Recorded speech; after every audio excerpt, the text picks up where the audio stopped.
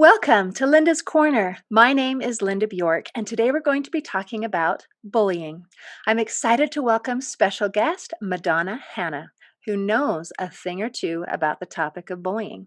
She was the only African American student in her elementary school classes, and despite her creativity and talent, she faced bullying, racial prejudice, and isolation at school just due to the color of her skin. But Madonna used her experiences to transform from a victim to a victor. And I am so looking forward to hearing her story. Welcome, Madonna. Thank you so much for joining with me today. Oh, it is my privilege, Linda, to be able to help those out there who are being bullied and think that, oh gosh, that it's never going to end, and it does. Oh, isn't It that a does. wonderful thing to think that it Yes. does? And that you can be, like you say, from a victim to a victor, that you can turn out okay as a wonderful, happy, successful person. This doesn't have to define you. And this is No. something that you can then, well, hopefully I'd like to prevent it, first of all, and I know we're going to talk about that. But if someone is experiencing it, then they can heal from it and to be okay. So, if it's okay, let's start with your story. Sure. As you mentioned, uh, I was raised in a very conservative white community south of Boston and the city of Boston. And being the only obviously different person in elementary school was a trying experience. I can remember four boys who, through the various grades, made sure it was their job to tease me because of my skin color. Um, the chapter in history that I really hated was the Civil War.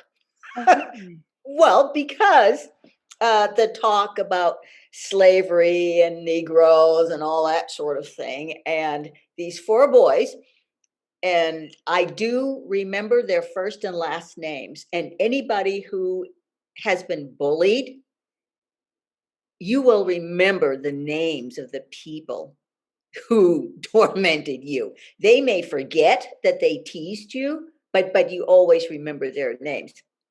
Uh, I can remember being called, they might lean over and say slave, or for some reason they called me Old Black Joe. I mean, with the unit on the Civil War, we also the music teacher coordinated music from the time to, and a song about old Black Joe Oh, and little black boll weevil man. was was on the agenda, so I would be called those names too. And being in elementary school, I was confused as to why I would be called Old Black Joe when I'm a girl. Okay. Right. Well, And you're not old, and you're not, it's like, wait a minute, why? well, the fun never stops. I can remember in junior high school, right after gym class, going into the locker room, and my locker door was open, and my wallet was gone, and I was just standing there, trying to figure out what's going on, and two girls appeared, and one threw my wallet back at me and then shoved me into my locker and called me the N word. And I was scratched up for being pushed into the metal locker, and there was some blood, from the scratching. I was maybe all of 99 pounds, and I went crying off to the gym teacher, and I told her what happened and who did it. Linda, and to your listeners, She looked me dead in my eyes and said, "Now, Madonna, those are nice girls, and they wouldn't do that." No. I'm No. crying. I'm scratched up. I'm bleeding. Linda, there was nothing I could do. Was gonna ask if you told anyone or if anyone was there to help you or back you up or support you, No, and no, the answer obviously is no. So none no. of the adults, none of the teachers that you were associated with were protecting you. That that breaks my heart even more. I mean, There, kids are dumb. Kids do dumb things. well, But we hope that the adults would be able to have some compassion and step in, and you didn't get support from either. no. When I went back to my locker, because I'm crying and I'm devastated, there the girls were again, calling me a tattletale this time. So we went from the N word to be called to be called a tattletale, and I thought, I can't win. I just can't win. But I will tell you something, Linda, that I found remarkable. In high school, and I really cannot remember what grade, maybe freshman year, sophomore year, I don't know. In the morning, after you're dropped off, we used to sit in the cafeteria until we could go to homeroom. The two girls that had shoved me in the locker came and sat with me. One day they, got off their bus. I'm sitting at the table by myself, and they came over and they sat with me. And I'm thinking, oh no, I haven't seen them since junior high. And they were smiling. And anybody who's ever been bullied, your guard is up. Your Right. guard is up because you don't know what's going to happen. And you just have this horrible feeling inside and like, oh no. And they were being nice. And even when people who have bullied you are all of a sudden being nice, you still have your guard up. You don't trust him. Well, no, no, they were nice. And they continued to sit with me like for the rest of the school year. And I don't know why. And Linda, I wish that I had had the courage to ask, because I'm not sure if the gym teacher spoke to them privately. I mean, I don't know why they were nice to me, but I do want your listeners to know that that was something that happened. I don't know why, but I wished that I had asked. A The real turning point for me was in high school. There I was a senior, and there was a sophomore named Beth, and she was overweight and wore thick glasses that magnified her eyes, and she was tall and had cotton candy brown hair. She was a prime target for being bullied. And when I wasn't being bullied and she was, it was a relief. And people who are bullied know that. It's like, oh, this time it's not me. There's very little sympathy for other people who are being bullied. She was in the high school choir and on the drill team, and kids would make fun of her. There she was in the choir robe, and somebody would say, she's wearing a pup tent because they couldn't find a robe big enough for her. Mm. And also, when she was on the drill team, well, of course, she was just bigger than everyone else and stood out, and kids would make fun of her. Linda, there was a stretch of time when she was absent from school for maybe 2 months or so, 2 or 3 months. And then she returned to school, and she was a completely different person. She had lost weight so that maybe she was a svelte 120 pounds, where she might have been over 200 pounds before. And there had just been a transformation. She was absolutely stunning. She looked like a teenage fashion model. Really? Yes, I mean, everybody was like, "Oh, Beth, look at Beth. Oh my gosh." It's almost like, "Ooh, she's cool now. We want to be her friend." When I saw her walking down the hall, I was like, "Is that- who is that?" The only way I knew her was because of her little group of friends. And also, Linda, there was a glow about her. I just saw a glow.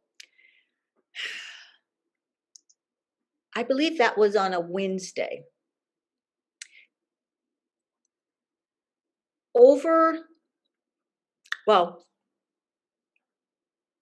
Monday, after the Pledge of Allegiance, the principal got on the PA and said that Beth's mother had stopped by the school and had left a note that she wanted read to the school by the principal.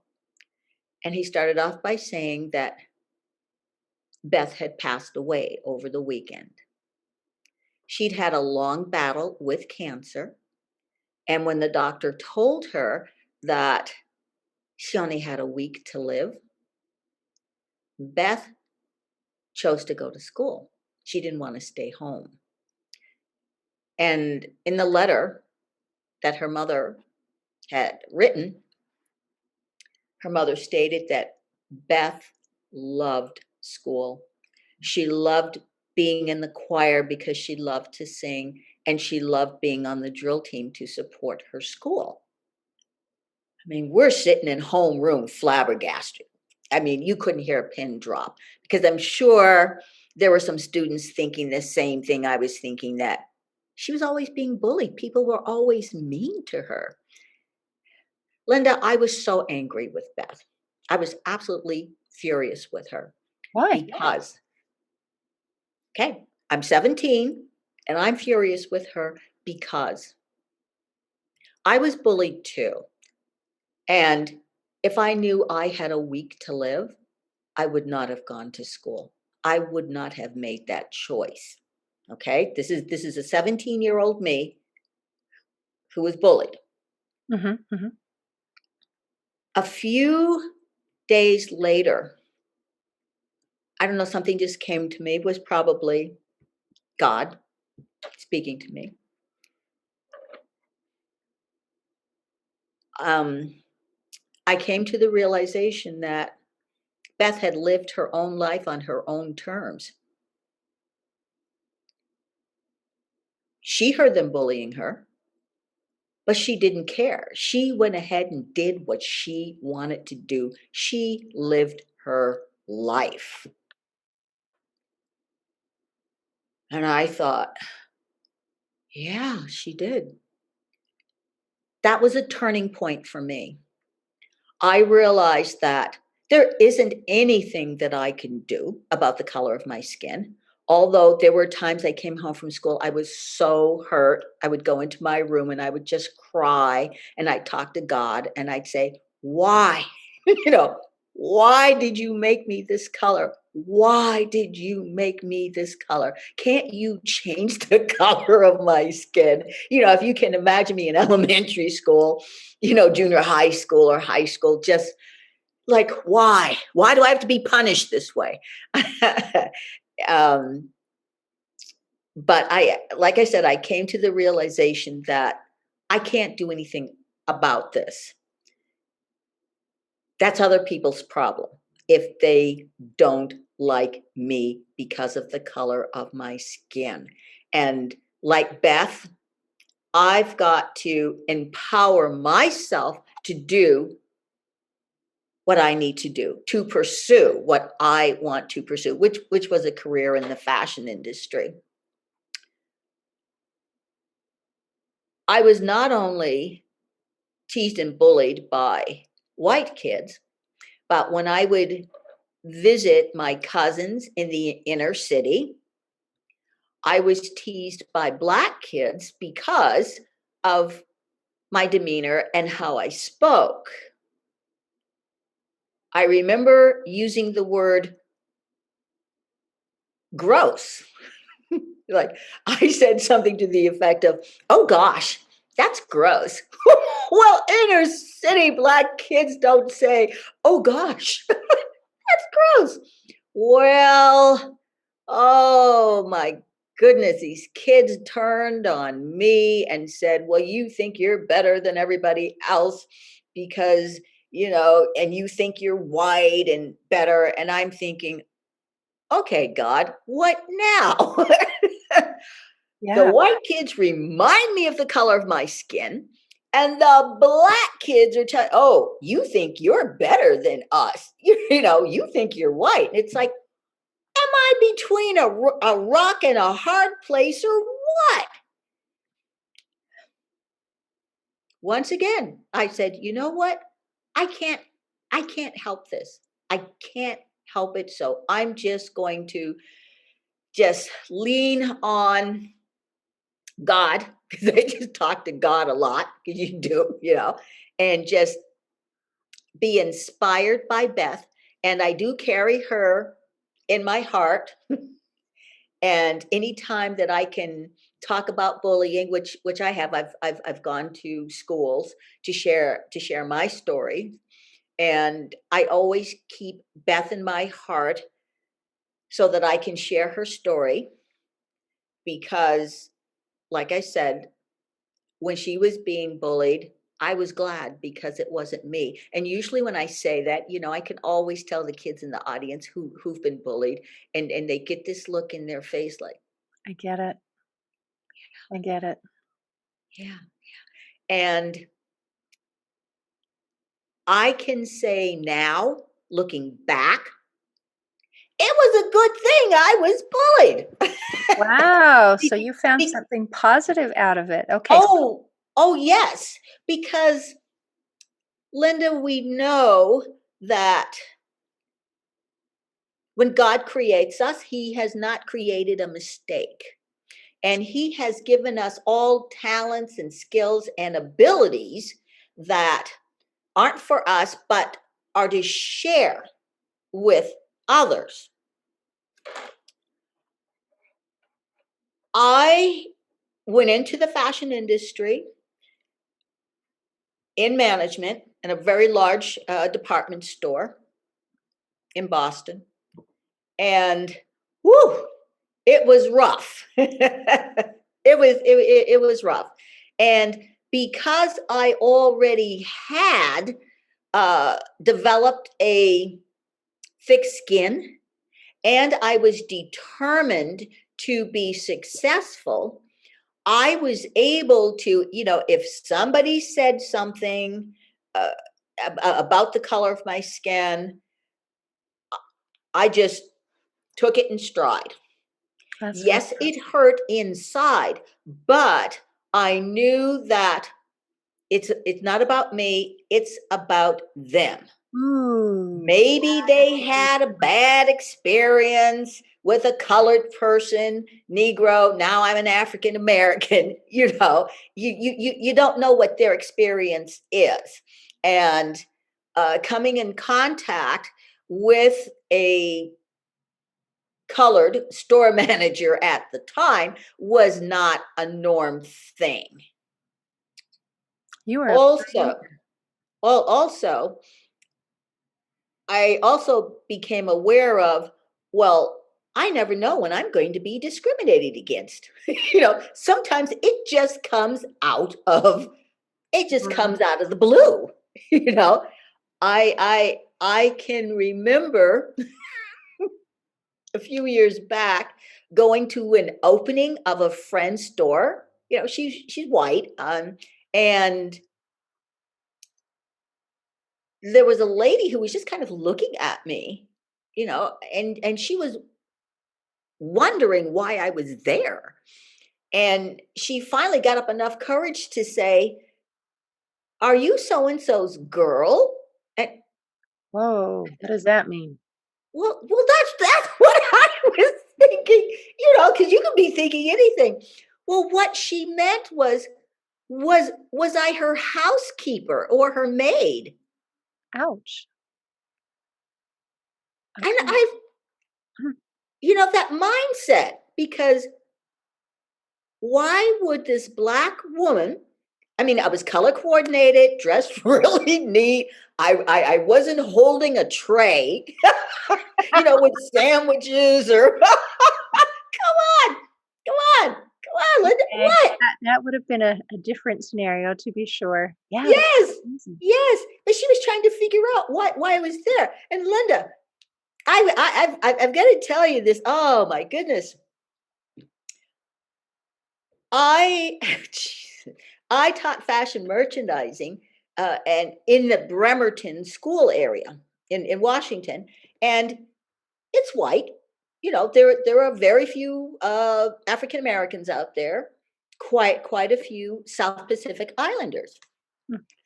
I took my fashion class on a field trip downtown Bremerton.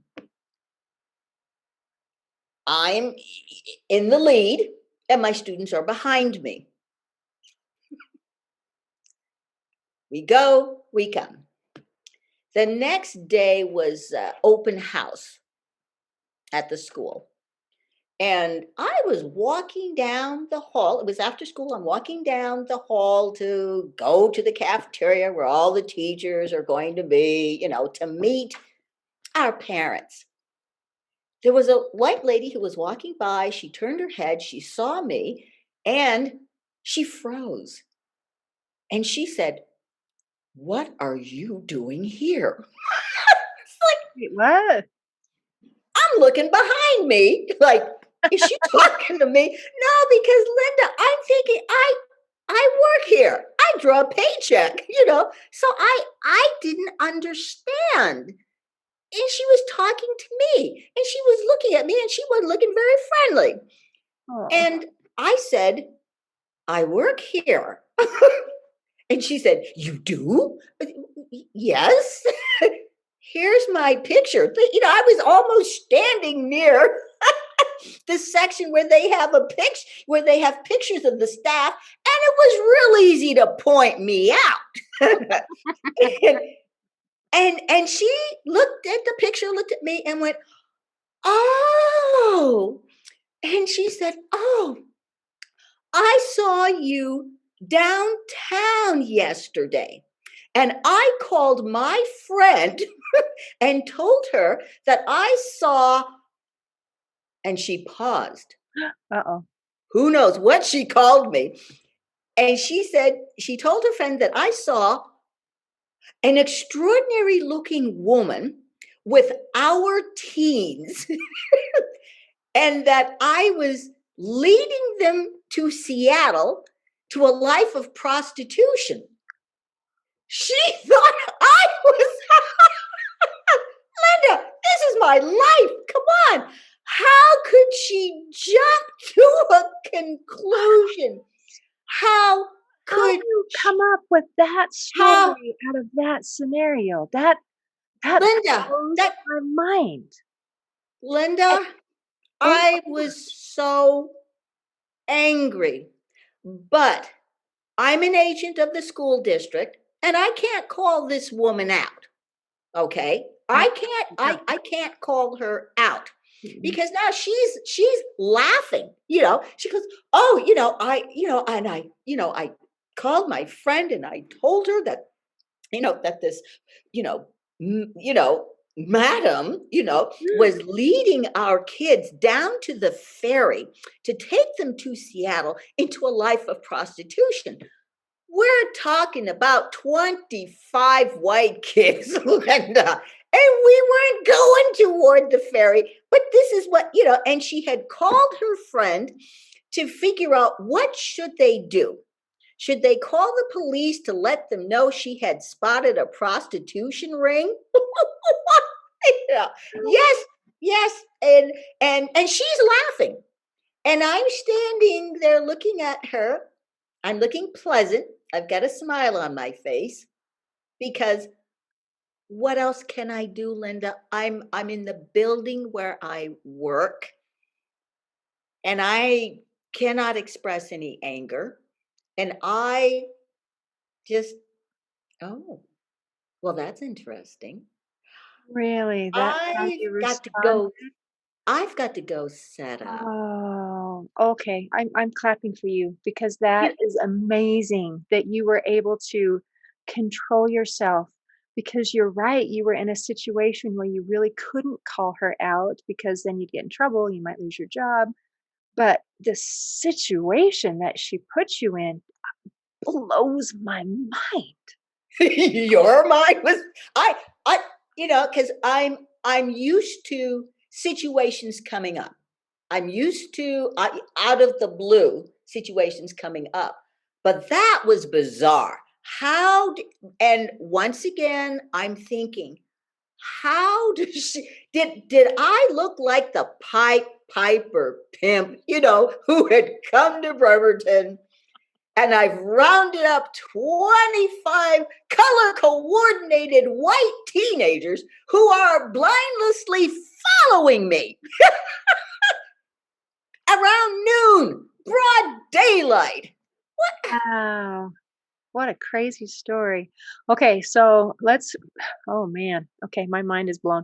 Let's flip it over just a little bit. As an administrator, then you did really, really good at creating anti-bullying campaigns, and you helped make a difference throughout all of Washington.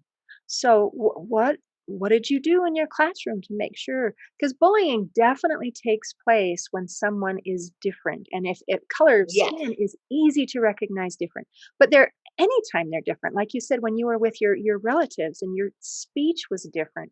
I don't know. It makes me sad, but so what do you do and what did you do that worked and helped and how did you Okay. use this to help the next people? Thank you so much for transitioning to that. Uh, I didn't know I was going to go into education because I was fast tracked in the fashion industry.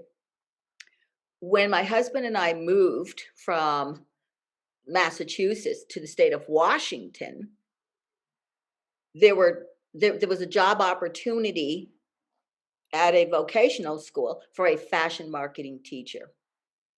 And I was able to obviously get the job. And I remembered being bullied as a child and how, not all, but how some of the teachers were. There was no bullying that was going to happen in my classroom. It wasn't going to happen. And I made sure to let the students know that very first couple of days of school, when we're going through all the transitions and everything, I would go over the district policies, the building policies, and the expectations for my classroom. And I explained that civility counts. And I explained what civility was, and that in this classroom, everybody's going to be polite to everyone. Say please, thank you, you're welcome. I don't care how you feel about anybody. That's going to be the expectations. And there will be no bullying, absolutely, positively. And I would tell the students that I know what it looks like, I know what it feels like. It's not going to happen in here. There will be no jokes about anyone. And if anyone said, oh, I was just kidding, I was just joking, that's not going to fly in here because you meant to say what you said. Right. There were there were a couple of kids who tried because They're gonna try. student students always feel like, oh, the teacher doesn't mean what they say. And once the students realized that, it's not happening in here, then it was, oh, she means it. She means it. Linda, I'm going to tell you something. When you put your foot down and you tell the students that this is the expectation, and I mean it, they will follow the expectations. Now, I had an elective class, and there were, there's always going to be a couple of students who I'm not putting up with this, because I had an expectation of not gossiping, uh, and just making sure you find something to like about everybody, you know, and then I would do an activity toward the end of the semester, but I'll get to that. Um, my classroom was very, very productive. The students were on task. Part of that was because of my retail management training. Mm. You know, everybody needs to be on board working toward a goal. Once that goal is met, there's another goal because that's how it is in the fashion industry. The students within, I'm going to say, within about 2 weeks, everybody was on board. Everybody was a team. That's The projects that you mentioned, I was asked to do a fashion show for students with disabilities. I knew that in order to do that, I would have to convince my fashion students that they were only going to be in one fashion show because I used to do two fashion shows a year.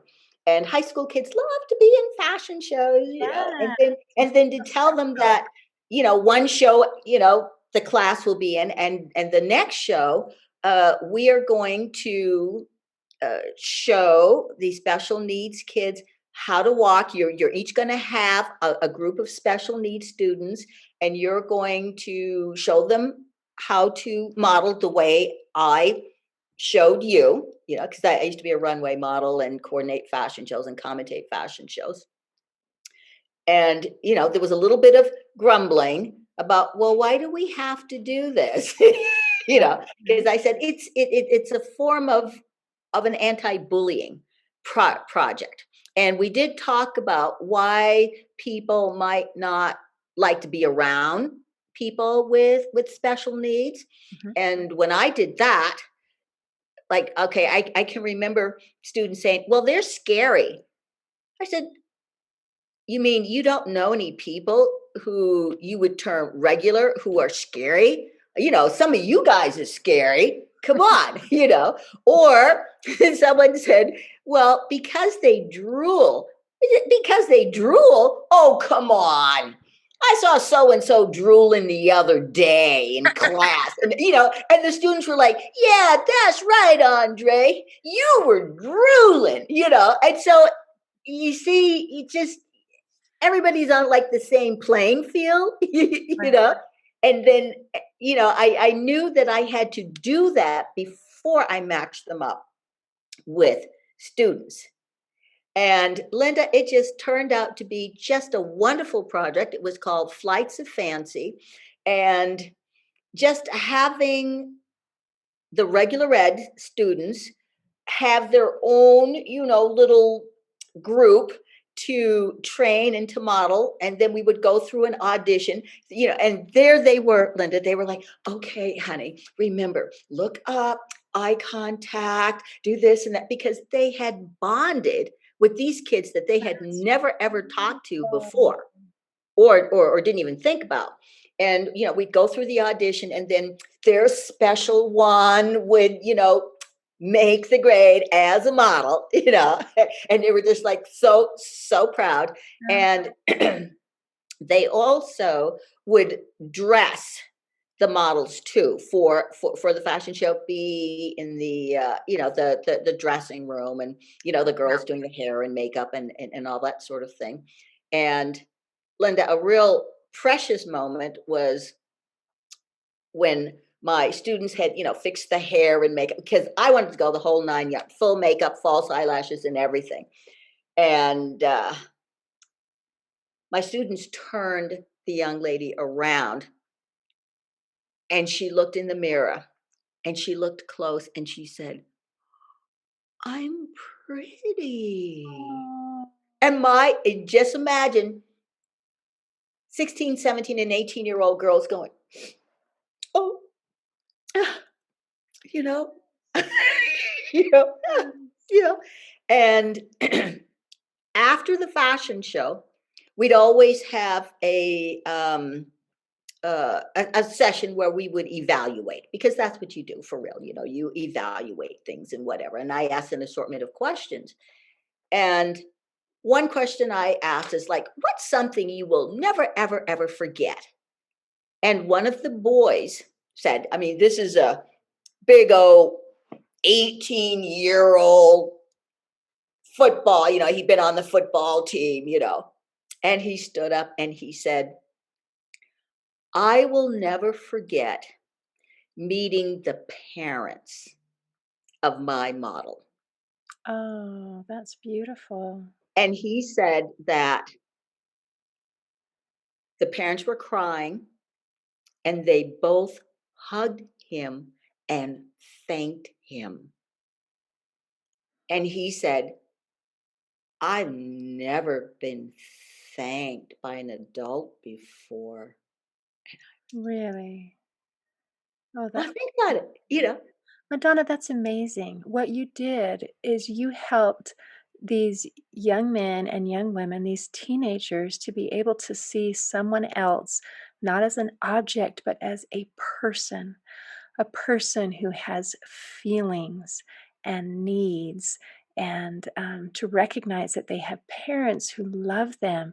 And as a parent, it's hard to see your kids being hurt in any way, Yes, and when you feel powerless to do anything about it, it just it's horrible.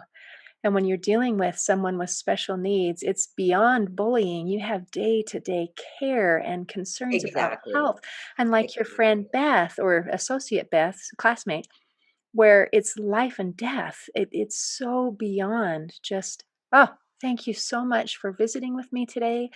Thank you for sharing your experiences, and thank you for the lives that you touched. Each person that you had an experience with, even with those negative experiences that you did, you are helping to teach someone else that there are people who are different who also have feelings, and that they're people. We are the same more than we are different. A lot of times we look for what's different instead of recognizing what's the same. Yes. And I think that that's important to just remember. Well, anyway, I really appreciate you being here, and I'm touched. So thank you. Well, this has been a pleasure, Linda. Thank you. Thank you so much. Thank you. Ah, in closing, I would like to share a quote by author Michael P. Watson. He said, "Strong people don't put others down; they lift them up." Today, I invite you to show your strength by doing something to lift the people around you. See you next time on Linda's Corner.